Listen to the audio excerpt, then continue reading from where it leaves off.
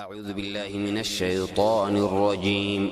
يا أيها الذين آمنوا كتب عليكم الصيام كما كتب على الذين من قبلكم لعلكم تتقون أياما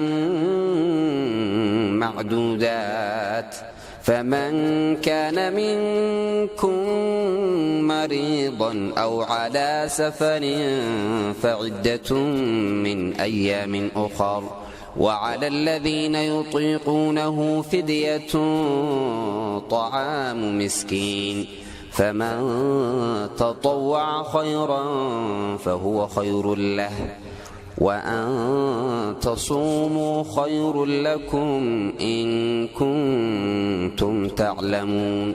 شهر رمضان الذي أنزل فيه القرآن هدى للناس وبينات من الهدى والفرقان فمن شهد منكم الشهر فليصم ومن كان مريضا أو على سفر فعدة من أيام أخر يريد الله بكم اليسر ولا يريد بكم العسر ولتكملوا العدة ولتكبروا الله على ما هداكم ولعلكم تشكرون.